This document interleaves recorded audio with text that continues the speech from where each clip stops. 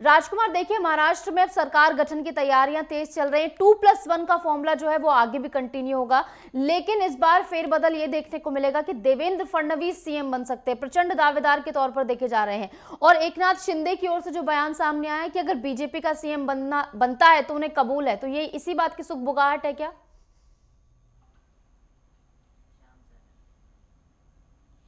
देखिए निशु, कल एक बहुत महत्वपूर्ण बैठक दिल्ली में हुई और दिल्ली में अमित शाह और पार्टी के महासचिव विनोद तावड़े, जो मराठा समुदाय से आते हैं और महाराष्ट्र से बिलोंग करते हैं, वो उस बैठक में रहे। अरुण सिंह जो वहाँ के प्रभारी बनाए गए हैं वो भी उस बैठक में थे। और सूत्रों के हवाले से ये जानकारी मिली है कि आज शाम को 4:30 बजे एक अहम बैठक होनी है, जिसमें अमित शाह उत्तराखंड से वापस आके बैठक करेंगे। और उस बैठक में देवेंद्र फडणवीस के अलावा शिंदे और उसके अलावा अजीत पवार जो हैं वो भी शामिल रहेंगे। लेकिन क्योंकि देखो, राजनीति संभावनाओं का खेल होता है। प्रधानमंत्री नरेंद्र मोदी के अगर स्टेटमेंट को या संबोधन को अगर देखें तो उसमें उन्होंने जो संबोधन किया, उसमें अपने आप को जिस तरीके से संबोधन किया और जिस तरीके से फडणवीस का नाम लिया, देवेंद्र फडणवीस को उन्होंने अपना परम मित्र बता के संबोधित किया।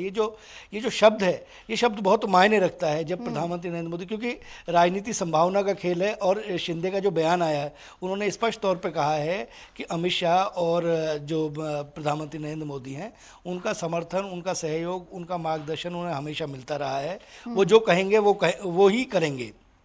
क्योंकि इस समय की जो परिस्थितियां, देखिए, भारतीय जनता पार्टी अकेले एक उस पायदान पर खड़ी हुई है, जिस पायदान पर बिल्कुल स्पष्ट तौर पर प्रथम पायदान उसको कहा जा सकता है।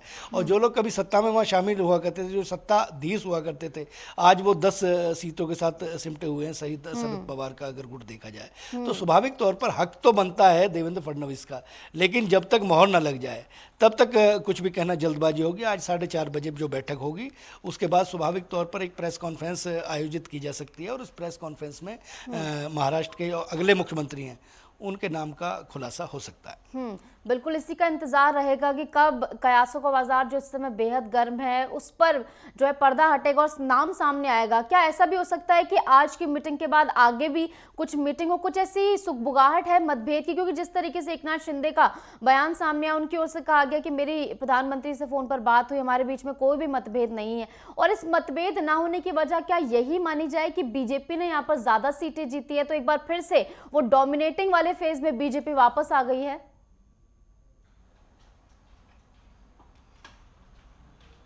बिल्कुल इशू, देखिए, बार्गेनिंग जो होती है, बार्गेनिंग हमेशा गणित के आधार पे होती है और संख्या के आधार पे होती है।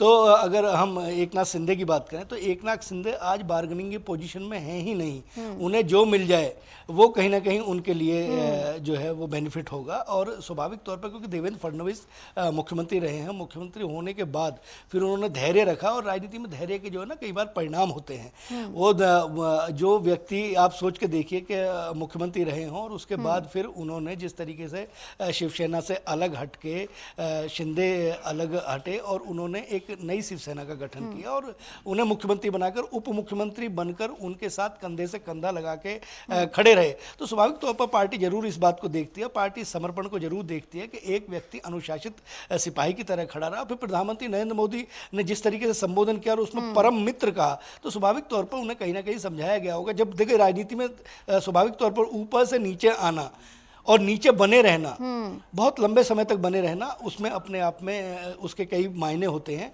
और ये जो संशय है, ये जो धैर्य है, इस धैर्य का आज शाम को खुलासा हो जाएगा।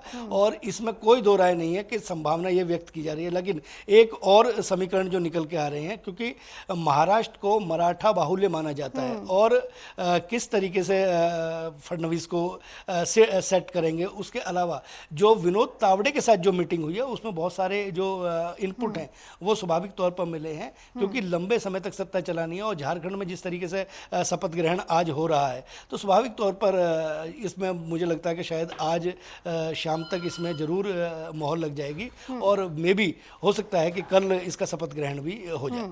बिल्कुल सुगबुगाहट यही है। और महाराष्ट्र के बीजेपी प्रमुख चंद्रशेखर बावनकुले की ओर से भी ये बयान सामने आया कि सभी जो है देवेंद्र फडणवीस को सीएम बनाना चाहते हैं। और सुगबुगाहट ये देखना होगा कितना इस पर मोहर लगती है। फिलहाल बहुत बहुत शुक्रिया राजकुमार, हमारे साथ जुड़ने के लिए और तमाम जानकारी हमारे साथ साझा करने के लिए।